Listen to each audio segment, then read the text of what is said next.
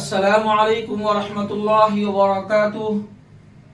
میں ہوں قمر الہدا قاسمی، آپ تمام لوگوں کا قاسمی اردو نیوز میں تہہ دل سے خوش آمدید۔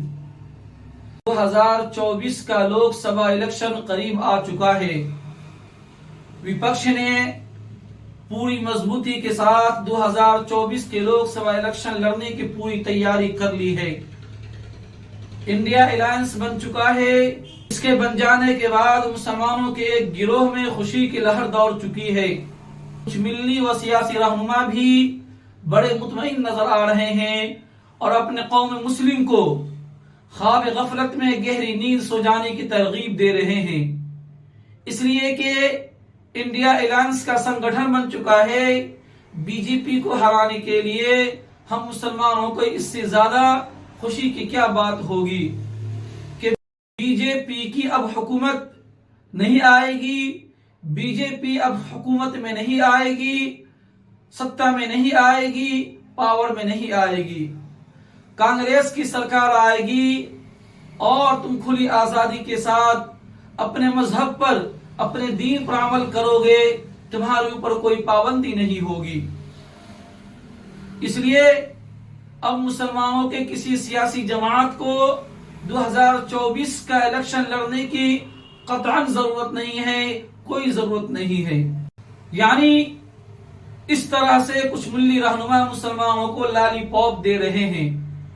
اس لیے جس جگہ بھارت جنتا پارٹی کی حکومت ہوتی ہے اور اس کے خلاف کوئی دوسری جماعت لڑائی لڑتا ہے تو مسلم قوم آنکھ بند کر کے، کندھے سے کندھے ملا کر کے، دل و جان سے اس کی حمایت کرتا ہے، آنکھ بند کر کے اس پر بھروسہ جتاتا ہے، اور مسلمان اس سے کسی عہدہ کا سوال نہیں کرتا ہے، اور مسلمان اس سے کسی عہدہ کی درخواست نہیں کرتا ہے، اپنے حقوق کی مانگ نہیں کرتا، اپنے بنیادی حقوق سے دستبردار ہو جانے کو خوشی بخوشی قبول کر لیتا ہے، اپنے عہدہ کی درخواست تک کے لیے اپنی زبان کو نہیں کھولتا، اپنی زبان کو حرکت نہیں دیتا۔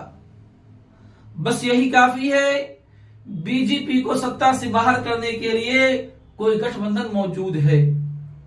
یہی مسلمانوں کو ووٹ کرنے کے لیے، حمایت کا ہاتھ بڑھانے کے لیے، ان سے کندھے ملا کر چلنے کے لیے، ان کے ساتھ کانگریس زندہ باد اور انڈیا الائنس زندہ باد کا نعرہ لگانے کے لیے کافی ہو جاتا ہے۔ اس مرتبہ بھی کچھ ایسا ہی ہوا۔ 26 پارٹیوں کا گٹھ بندھن والا، جس کو ہمارا آپ انڈیا الائنس کے نام سے جانتے ہیں، اس گٹھ بندھن میں ایسی پارٹیوں کو شامل کیا گیا ہے جس کا ایک بھی ایم پی نہیں ہے۔ لوک سبھا میں ایسے ہی پارٹیوں کو شامل کیا گیا ہے جس کا ویدھان سبھا میں کوئی نمائندگی نہیں ہے۔ ان تمام دلوں کو، ان تمام پارٹیوں کو انڈیا الائنس میں شامل کیا گیا اور جان بوجھ کر عداوت سے، دشمنی سے ان تمام پارٹیوں کو نظر انداز کر دیا گیا جو لوک سبھا اور ویدھان سبھا میں اقلیت اور مظلوم طبقہ کی آواز کو ایوان صدر میں پہنچاتا ہے، اور مزید یہ کہ کانگریس کی حمایت میں سب سے آگے رہتا ہے، گٹھ بندھن کی مبارکبادی پیش کرتا ہے۔ اس میں دو نام سب سے چرچت اور مشہور ہے۔ ایک مشہور نام ہے آل انڈیا یونائٹڈ ڈیموکریٹک فرنٹ کا، جس کے قومی صدر مولانا بدر الدین اجمل صاحب ہیں۔ آسام میں ان کے اس پارٹی کے 16 سے زیادہ ودھائک ہے، ایم ایل اے ہے۔ لوک سبھا میں اس کے ایک ایم پی بھی ہیں۔ اس پارٹی سے پچھلے الیکشن میں 3 نمائندوں کو جیت ملی تھی اور ان کے 3 ایم پی ہوتے تھے۔ آل انڈیا مجلس اتحاد المسلمین دیش کے چرچت، مشہور اور بڑی پارٹی مانی جاتی ہے۔ اس پارٹی کے تئیں مسلمانوں کے دلوں میں محبت و عقیدت ہے۔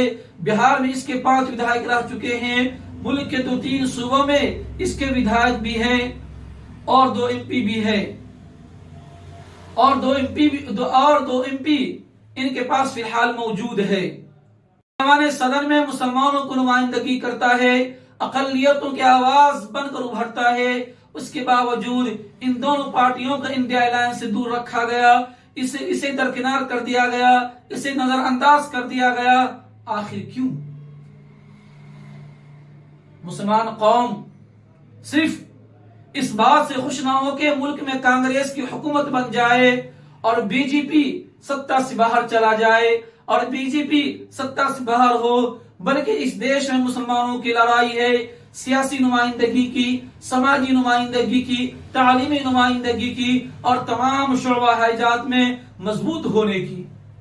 جب آپ کو سیاست سے باہر کر دیا جائے گا، گھی سے مکھی کی طرح آپ کو پھینک دیا جائے گا، جب آپ سیاسی اور سماجی سٹیج پر آپ کو کھڑا ہونے کے لیے جگہ نہیں دیا جائے گا، جب آپ کی سیاسی قوت نہیں ہو سکتی ہے، آپ کے پاس زبان ہوتے ہوئے بھی اپنی آواز کو حکومت تک نہیں پہنچا سکتے ہیں، جس کا نقصان یہ ہوگا کہ آپ کو ہر میدان میں پیچھے دھکیلتے چلے جائیں گے، چاہے وہ تعلیمی میدان ہو، سیاسی میدان ہو، تجارت کا میدان ہو۔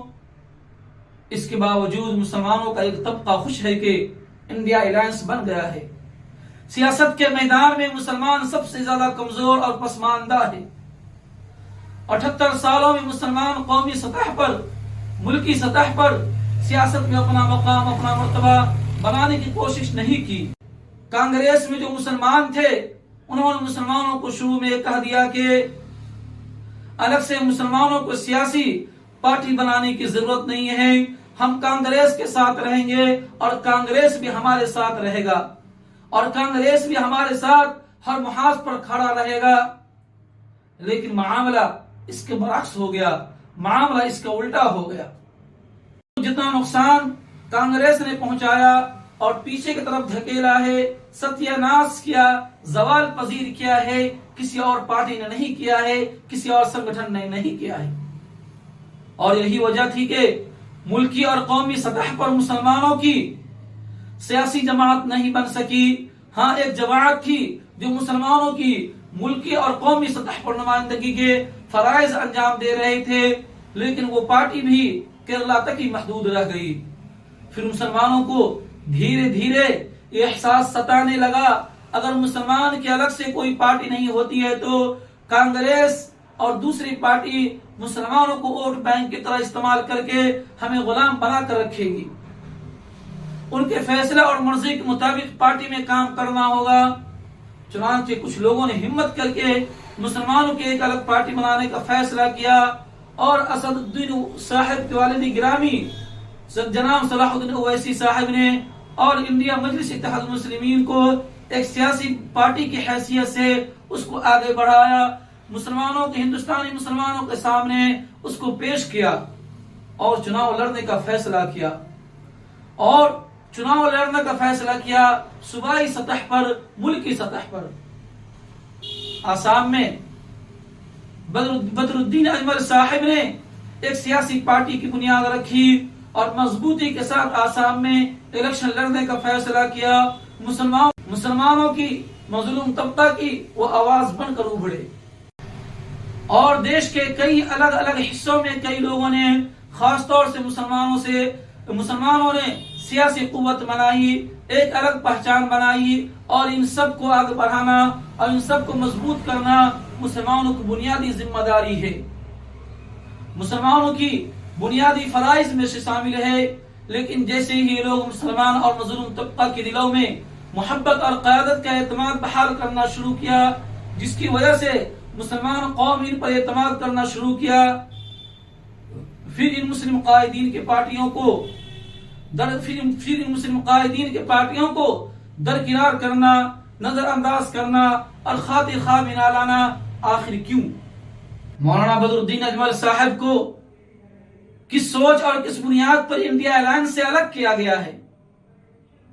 اب تک لوگوں کو یہ بات سمجھ میں نہیں آ رہی ہے۔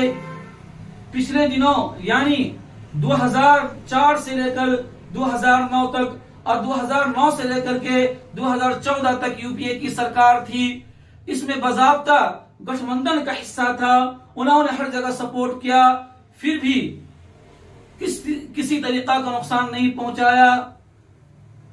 جب وپکش کا گٹھ بندھن بنتا رہا اس میں بھی مولانا بدر الدین اجمل صاحب قاسمی کو ساتھ رہے، لیکن جب انڈیا الائنس بنا ہے، 26 پارٹیوں کا گٹھ بندھن بنا ہے، تو اس میں بدر الدین اجمل صاحب کو کیوں نظر انداز کر دیا گیا ہے؟ آخر کیوں؟ کس بنیاد پر؟ آسام میں لوک سبھا کی 6 سیٹیں ایسی ہیں، آسام کے اندر لوک سبھا کی 6 سیٹیں ایسی ہیں جہاں مولانا بدر الدین اجمل صاحب کا سیدھا اثر ہے، وہاں اس کا اثر و رسوخ ہے، اور وہی جس کو چاہیں جتا کر لوک سبھا بھیجیں اور جس کو چاہے ہڑا کر گھروں کے ایک کونے میں بیٹھا دیں۔ اتنا اس کا اثر ہے کہ دیش کے کئی حصوں میں مولانا سے لوگ منت اور سماجت کر رہے ہیں، مطالبہ کر رہے ہیں کہ یہاں سے اپنی پارٹی کے امیدوار کو ٹکٹ دیجئے، اپنی پارٹی کے امیدوار کو کھڑا کیجئے۔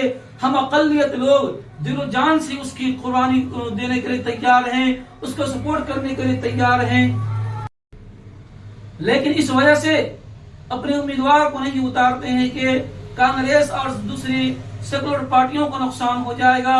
اتنی ساری قربانی دینے کے باوجود مولانا بدر الدین اجمل صاحب کو کیوں نظر انداز کر دیا گیا؟ کیوں اس کے درکنار کر دیا گیا؟ یہ اقلیت اور مسلمانوں کا سوال ہے، انڈیا الائنس سے، گٹھ بندھن سے۔ آپ کی سلسلے میں کیا قیمتی رائے ہے؟ کامنٹ سیکشن میں ضرور بتلائیے۔ اگر آپ ہم یوٹیوب پر دیکھ رہے ہیں تو ہمارے چینل کو سبسکرائب کرنا مت بھولیے، اور فیس بک پر دیکھ رہے ہیں تو قاسمی اردو نیوز کے پیج کو فالو ضرور کریں۔ ملتے ہیں نیکسٹ ویڈیو میں۔ السلام علیکم ورحمۃ اللہ وبرکاتہ۔